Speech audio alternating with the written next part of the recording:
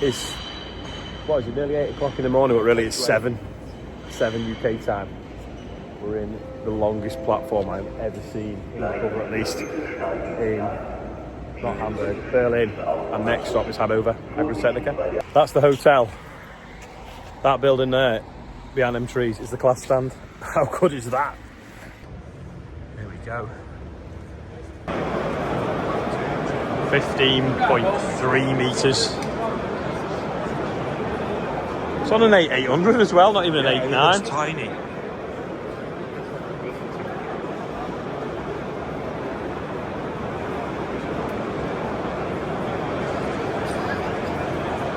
You'd have to have another auger though, wouldn't you? That's a 7XL, like ours. You'd have to have another 1.5 metres on it.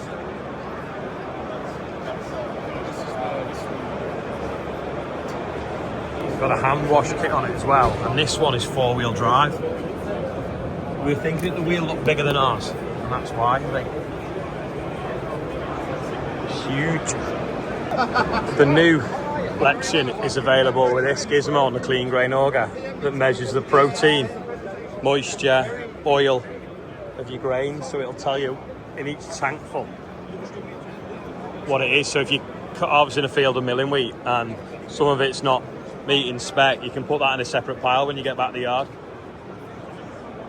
So it takes a sample, augers it down through that light tube there, fires beams at it, and then it tells you what it is.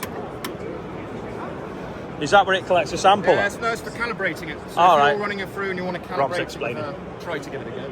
If you want to calibrate it cross-reference with like a lab unit, so a lot of the guys today send stuff off to labs to be recalibrated. Oh, I see. So you flick the flap rather than it goes. You run a process in the screen, so a learning process. Press the button. This is the R&D version.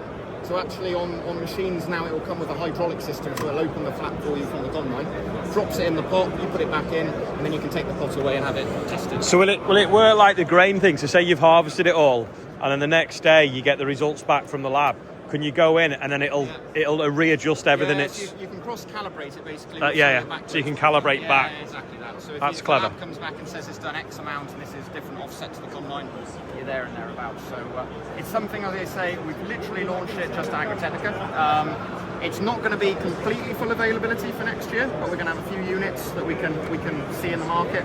But it's something a lot more customers have asked. But we've held off on it for quite a while because it's for us trying to get the right sensor. So this sensor that you see here is, say, for us, it's quite new on the market.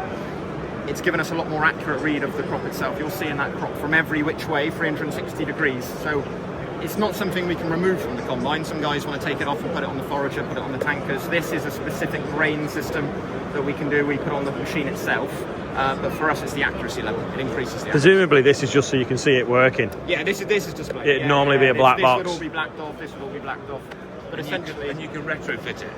you can retrofit it to any Lexion that you've had for the last 2 years. The only thing that we've had is we have to change the clean grain elevator.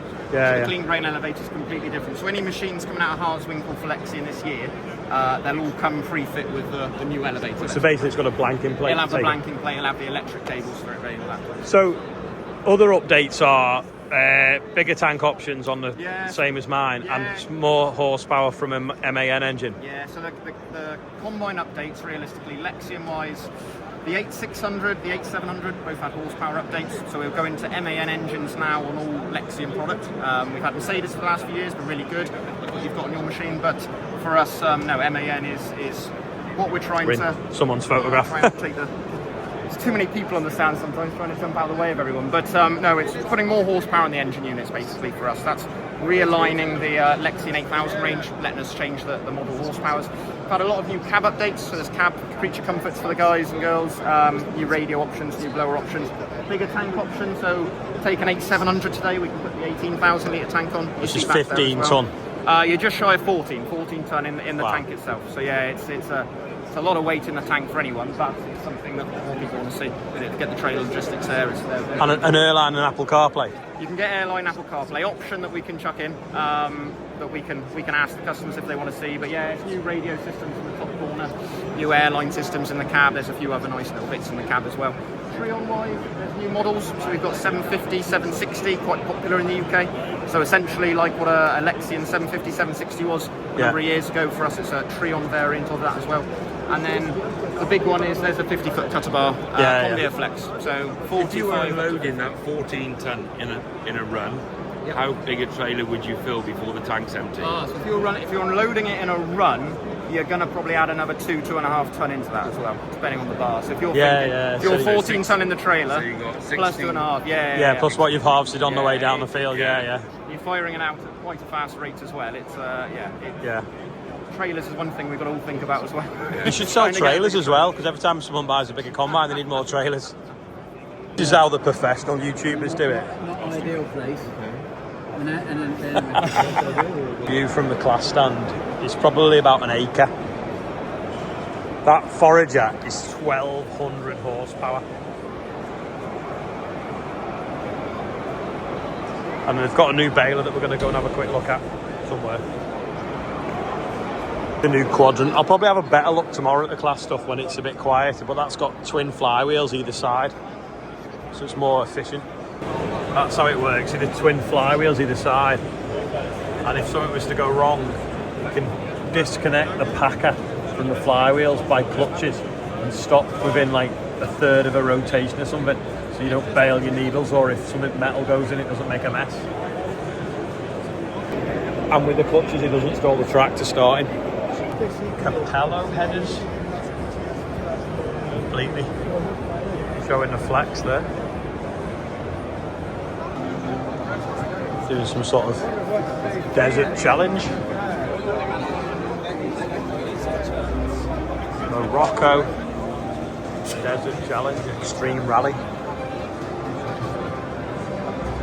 That's pretty cool, isn't it? The chrome silencer inside the Fendt chopper. It's just when the panels are shut, you can't see it, can you?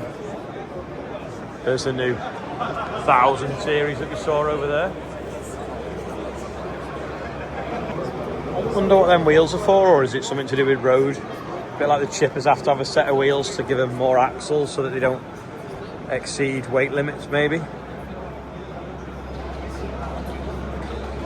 Odd. We'll have to find someone from Fendt and ask them. Right, we've asked the combine guy. In Germany, it is to do with the weight on the roads. They have to put about 500 kilos on them wheels to take a bit of weight off them ones so that it's legal. It's funny though, isn't it? You're making the steering axle lighter. Yeah. What would that be like at speed? I don't know. And then that Vario pulley that drives the header is an option for when they're on maize, because we were like, why would you want to slow the header down? But that's why. Look at that for a rig. Front mounted hedge cutter, orange one, digger on the back. You all right? Okay. That's cool, isn't it? That's a twin track with steering wheel in the back. Looks a bit of a faff to put on and off though. You're not going to do that in 5 minutes, are you?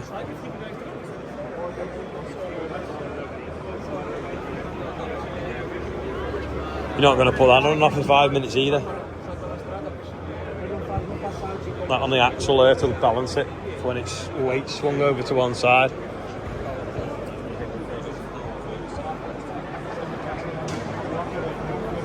I'm trying to work out how that ram twists it, but it doesn't. That one does, but it can actually dig around bends. Size of them orange lights, that's from the snow. The JCB better watch out. It's a new kid in town. That's a wacky paint job, isn't it? The Banksy edition. Yeah. Takes a bit of touching up. You can nearly get Fendt green. Nearly. Psychedelic. It's clever that, isn't it? It's like a flip paint. The Mansouri. It's hard to get excited about machines that don't have cabs on. But that is pretty clever. Goes along and weeds your sugar beet or whatever. So you've got like hose on the back, but you've also got these spinny ones on the front, which work with these eyes under there. Look at them. All them cameras and lights.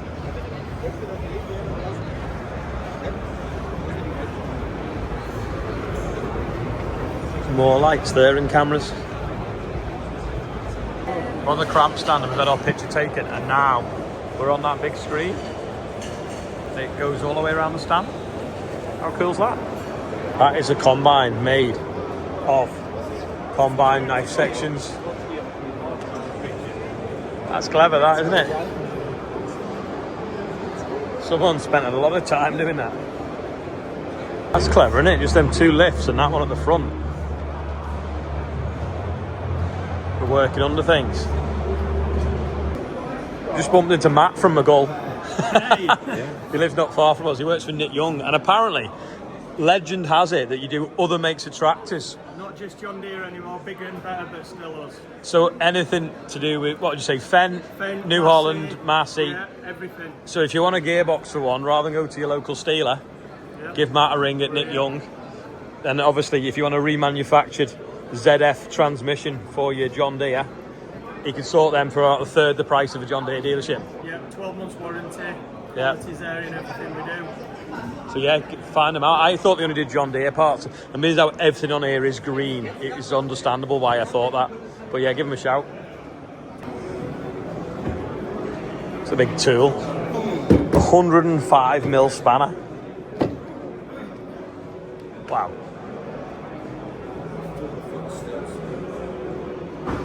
A 120mm socket. This is what a toolbox should look like.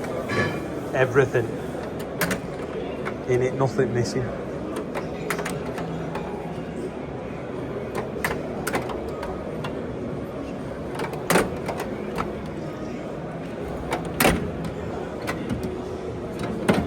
I reckon you can fix most things with that. Wherever you go in the world, you're never far from a cherry picker. They've done that deliberately because they had a 105mm socket, but they have 210. An actual deer on a deer. So Ben from UTV is here, and he's disappointed because his stand is really hard to find. But there's a challenge. If you find Ben's stand, he's going to give you a discount on his lights because he's so hard to find. So if you can come and find Ben, he'll give you a 20% off. We're here in our corner. We are here in the corner. What hall are you in? That's him in the corner. Hall 3, but you've got to try and find him because he's hidden. You can't see him because next door's bigger. So if you get here in Hall 3, come and find him. So you can have that light can turn on white on the outside, orange glow or strobe, and then obviously the middle comes on really bright. Apparently Andrew's going to love them. The New Holland stand is pretty big, but there isn't actually that many people on it. Or maybe they're all hiding.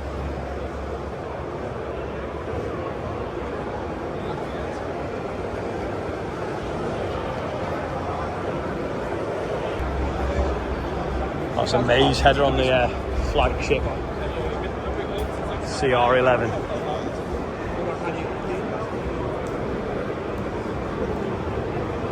I don't know what that's for there. Have a reel. Must not be able to put a reel on it.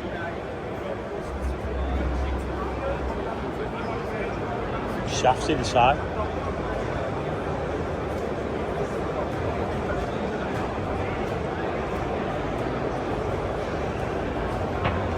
We were talking about cotton the other day. There's the cotton plants. It's mad, isn't it? It's just like rose bushes, isn't it? Big mirror. It's like Japan in the spring. Is this a CR11 but not? Is this the same but in red? Looks to me, doesn't it? That's close, isn't it? I reckon someone's turned the spout and it's just...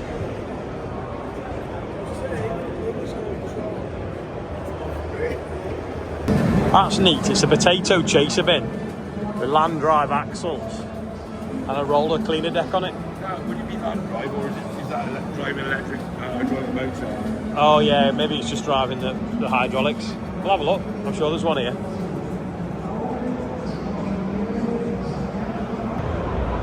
We found the Alliance stand with the gold tyre. But I thought it was going to be a full size one, that size. But it's showing the different sizes that they make. So 1 million of them they've sold. And there it is. Bravo. Charlotte. So is that in USA then? Yeah. Yeah, that's USA. I didn't know you had a factory there. No, When are we going? That's the sales office. Ah. There's so much to see. The Joskin stand is absolutely massive. We've got Deutz Far as well over here. Doing some stuff tomorrow with Alliance, so we'll be on that stand. But we're going to quickly do the birthdays and end the video so it doesn't get too long. So happy birthday. I'll start at the bottom. Simon Wallace, 41. Happy birthday to Wenna Parry, Penbluth Hapus. She's 70 apparently. I'm glad you got that one. Yeah. Thanks for And that. Monty Head, happy 20th. Yeah, And, well done. Yeah, and last time we were in Agritecnica, we saw Tony Hall a few times, and we're a little sad that we're not going to see him this time. So, but we are remembering you, Tony. Yeah, every time we go somewhere, we think of Tony, and it's a shame we do miss him. So, yeah, hi Tony, wherever you are. Yeah. Anyway, on that note, end today's video. Thanks for watching, and more from Agritecnica tomorrow.